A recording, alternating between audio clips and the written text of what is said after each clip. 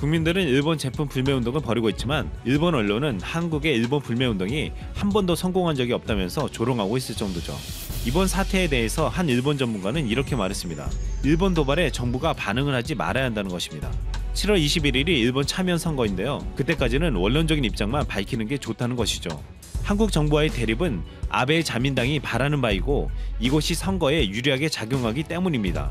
아베는 단순히 차명 선거용으로 이번 도발을 감행한 것이 아닙니다. 정치적인 목적 외에도 위안부 문제 때문에 한국을 크게 괴롭히겠다는 의도가 있죠. 아베는 이번 수출 규제를 계속 끌다가 결국 내년 7월쯤 타협에 나설 것이라는 전망도 있습니다. 일본은 도쿄올림픽이 열릴 때 한국과의 갈등이 국제 정치적으로 부담이 될 것이기 때문이죠. 아베는 일본 국내에서 쉽지 않은 한 해가 예상되고 있습니다. 선거는 아베 자민당의 승리가 예상되지만 문제는 미국과의 무역 교섭입니다. 여기서 미국산 농수산물 관세를 낮추는 내용이 담겼을 가능성이 높다고 전망되고 있습니다. 이 때문에 일본 1차 산업이 타격을 입으면 아베 총리에 대한 비판의 목소리가 커질 것입니다. 연말쯤 일본 경기 침체가 구체적으로 나타날 가능성이 크고 아베 총리는 자국민의 관심을 돌리고 개헌 동력을 얻기 위해 의도적으로 한국 때리기를 계속할 것이라는 거죠. 아베는 내부 비판 여론을 잠재우고 개헌 목적을 이루기 위해 한국에 대한 제재를 유지할 가능성이 높습니다. 특히 한국 총선이 있는 내년 4월까지 문재인 정부를 흔들기 위해 강도 높은 공세를 펼칠 가능성이 높죠. 일본은 노골적으로 문재인 정부의 재집권을 방해하려는 의도를 드러내고 있습니다. 결국 아베는 이런 식으로 한국을 괴롭히며 백기투항을 요구하려는 것입니다.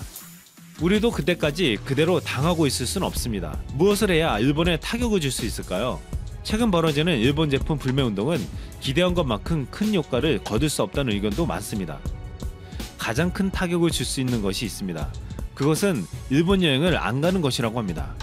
2011년 이후 일본을 찾는 관광객 수는 한 해 200에서 600만 명씩 늘어나 지난해에는 3,119만 명이 일본을 방문했습니다.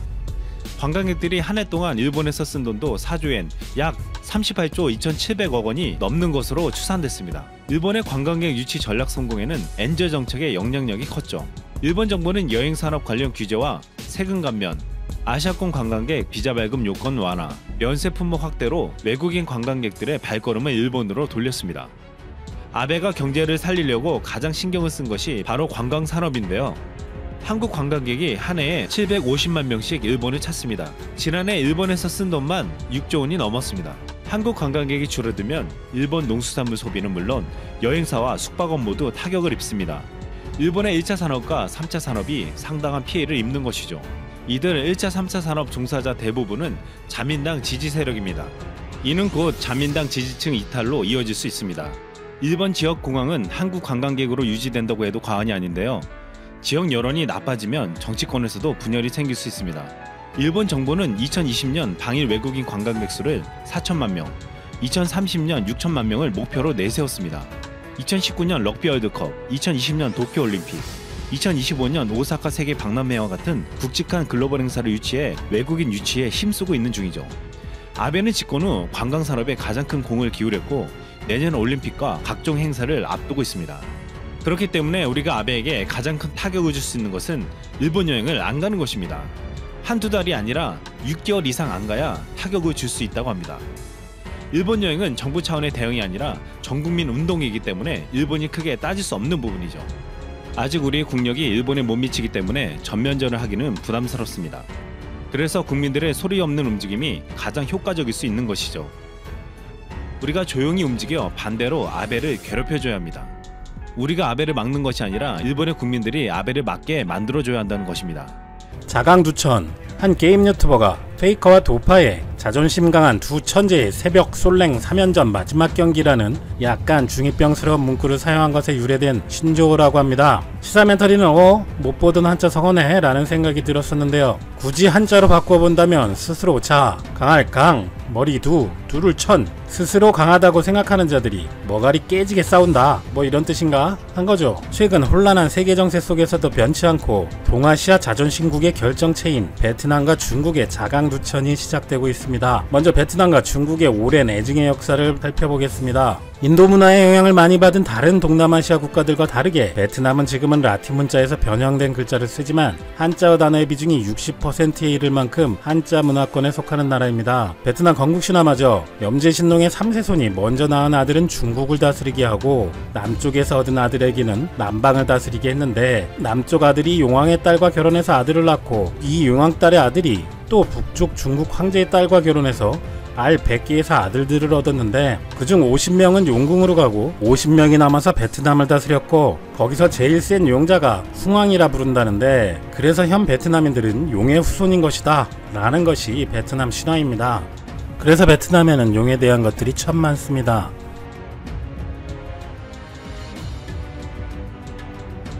저 웅왕의 18대가 2600년을 다스렸다는데 단군 신화와 비슷해 보이네요. 그리고 베트남의 국경일 중에 숭앙기일이 있는데 한국의 개천절과 성격이 유사하다고 합니다. 베트남은 외세의 침략을 번번이 이겨냈다고 자부심이 쩌는 나라로 알려졌지만, 사실 이렇게 건국신화부터 중국에서 갈라져 나왔던 내력이 있습니다. 그런데 재미있는 것은 삼국시대의 제갈량의 남만정벌 지역이 베트남으로 잘못 알고 있는 사람들이 많은데, 사실은 베트남 지역이 아니고 지금의 운남성 정도이다. 맹획은 베트남 사람도 아니고 만두 이야기도 칠종칠금도 다 창작된 이야기일 뿐이다 라는 정설인 사실로 인해서 오히려 베트남은 중국의 지배를 받은 적도 없고 몽골 제국의 침략도 물리쳤고 프랑스의 독립전쟁을 했고 미국도 이겼던 적이 있는 만큼 지금 저렇게 자신감 쩔어주는 베트남인들이 이해가 간다라고 하시는 분들도 가끔 계십니다만, 사실 베트남은 고조선 시대의 한 사군처럼 한무제 때는 베트남에도 한 구군도 설치되었었고, 베트남의 잔다르크라는 증자매는 삼국지 마초의 조상인 마원에게 항거하다가 처형당했던 것이고, 베트남 역사에서 매우 중요한 인물로 추앙받는 하왕은 송권에게 종속하여 아들을 인질로 보내고 충성을 다한 중국인 사섭이지요. 그리고 당나라 때는 우리 역사의 안동도부처럼 베트남에는 안남도부가 있었고, 몽골 때는 우리는 고려가 몽골의 침입은 받았지만 자주국인 것은 지켰다고 주장하고 있습니다만, 세계학계에서는 약간만 먹히고 있는데, 베트남은 베트남의 이순신이라는 쩌능도의 활약에 3차에 걸친 침공을 막아내기도 했습니다. 이건 올 혼돈의 19세기 말에는 1883년 이미 프랑스의 보령이 되었고, 다음에 청불전쟁 이후에는 중국의 영향력이 끝나고 프랑스의 본격적인 식민지가 되었습니다. 시사멘터리가 이 같은 베트남과 중국 관계의 사건들을 간략히 요약하는 첫 번째 요지는, 베트남이나 우리나라나 중국의 옆에 위치했었던 이유로 중국과 교류했고 중국의 영향도 있었으며 중국 세력을 물리친 적도 있었지만, 양쪽 모두 힘이 약한 시기에는 외세의 침략과 식민지까지 겪었다는 것은 안타깝지만 대동소이한 사실이고, 그러나 외세를 물리치고 민족 자존을 지키려던 정신은 양쪽 모두 평가받아 마땅하다. 그런데 이걸 과장해서 베트남 사람들은 역사적으로 외세의 침략도 모두 물리쳐서 자만심이, 아니 자부심이 쩌는 것이다 라든지, 일부 베트남인들이 역사적으로 한국은 중국의 뭐뭐다, 지금도 미국의 뭐뭐다 라고 역사나 외교 정책상의 특수성을 도외시하고 비하하는 것도 실제 역사를 보면 그렇게 우리나라에게 근자감 가질 정도는 아니다라는 얘기입니다. 그리고 두 번째 이유는 바로 이런 베트남의 역사 속에서 우리나라 못지않게 중국과 떨어질 수 없이 관계를 가져가야 하지만 동시에 중국에 이를 갈 수밖에 없는 현실이 반복되고 있다는 점이고, 그런데 현재 세계적인 사태로 경제가 큰 문제인데 베트남은 반중 감정을 가져야 하는 피치 못할 상황이 와서 베트남의 앞날에 큰 어려움이 생길 수 있을 것이다 라는 것입니다. 우리는 베트남과 중국의 자강두천을 팝콘 먹으면서 관람하면 되겠지만요, 이후 2차 세계대전 중에는 역시 프랑스의 식민지인 상태에서 일본군이 프랑스를 압박하여 베트남에 진주하여 베트남은 프랑스, 일본 양쪽에 수탈을 당했습니다. 1945년에는 프랑스군 측의 베트남인들이 그래도 같은 동양인 이라고 패망 직전인 일본군에게 협력을 하고, 프랑스가 일본에 패배,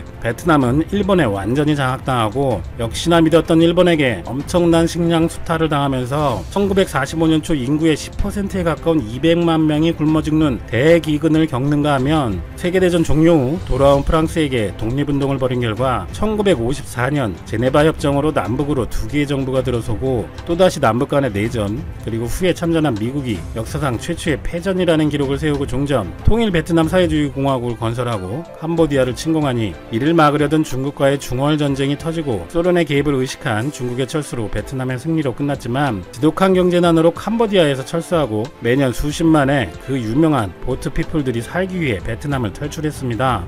이렇게 보면 프랑스, 일본 식민지부터 내전, 근현대사까지 어찌 보면 우리보다 훨씬 처절한 역사인데 어떻게 우리의 아픈 역사를 조롱할 수 있는지 참 이해가 안 됩니다. 중국과 같은 사회주의 국가였기 때문에 프랑스와의 독립전쟁, 베트남 전쟁 시에는 중국이 베트남을 지원해서 사이가 개선되기도 하였고, 국부로 추앙받는 호치민부터가 삼국지 수호지를 즐겨 읽었다고 할 정도로 중국과 연관도 깊었는데, 통일 후에 베트남이 상권을 장악하고 있던 화교들을 탄압하고 친소련 노선을 펴자 관계가 악화됩니다. 베트남 전쟁 시에도 오히려 미군보다는 중국을 더 경계하였는데, 역사적으로 베트남을 침공, 병합하여 1000여 년간 지배하였으며 근현대까지 동주국 노릇을 하던 중국군이 도와준다는 명분으로 전면 개입 후 강제 병합하지 않을까 하는 두려움이 있었다고 합니다. 같은 사회주의 체제임에도 중국과 베트남은 1990년대까지 국경에서 산발적인 충돌이 일어났고, 국교도 1991년에야 수립되고 교류가 시작되었습니다. 그리고 베트남은 사회주의 종주국인 소련의 붕괴 이후 도이모이에 나섰습니다. 도이모이 이전 100달러를 밑돌았던 1인당 국민소득은 지난해 2700달러를 기록했습니다. 액수가 작아 보이지만 1986년 공산당 대회에서 도이모이를 선언한 지 33년 만의 성과인데 상당히 빠른 속도라고 할 수는 있습니다.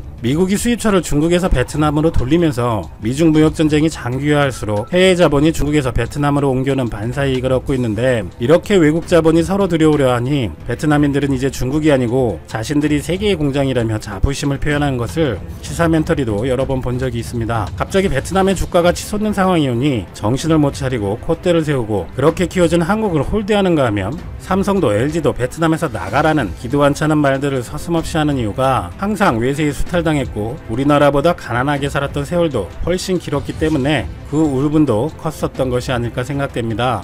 하지만 베트남의 치명적 약점은 외국 자본의 유치로 고속 성장했지만 스스로의 자원, 자본, 기술로 독자적으로 성장 동력을 확보했다고 보기 어렵다는 것입니다. 중국은 외국 자본을 받으며 기술과 지적 재산도 적극적으로 받아들여 모든 것을 자체 기술화하고 있는데, 지금은 외국 기업을 오히려 위협하는 기술 수준에 도달했습니다. 하지만 베트남은 상당 기간 한국을 비롯한 해외 기업의 조립 생산기지 역할에서 벗어나기 어려운 상황인데요. 베트남 경제지표의 허상을 살펴보면 베트남에 진출한 외국 기업들은 미중 무역 전쟁으로 촉발된 탈중국 과실의 거의 모든 몫을 차지하고 있는 반면, 베트남 기업들은 얻는 게 없는 상황입니다. 베트남의 주요 수출 산업인 의류 부문에서는 2019년 6월 이전 1년 동안 베트남 기업들의 미국으로의 수출액은 16%에 불과했으며 84%는 외국 기업들이 차지했습니다. 특히 이 기간 143개의 한국 기업들이 베트남 의류 수출액의 거의 절반을 차지하고 있습니다. 베트남 기업들은 여전히 소규모 기업의 한계를 벗어나지 못하고 있는 것이죠. 또 하나, 베트남 수출의 축인 휴대전화 및 부품은 무려 98%가 한국과 대만 기업들인데, 베트남 기업은 극히 일부의 부품만을 담당하고 있는 현실입니다.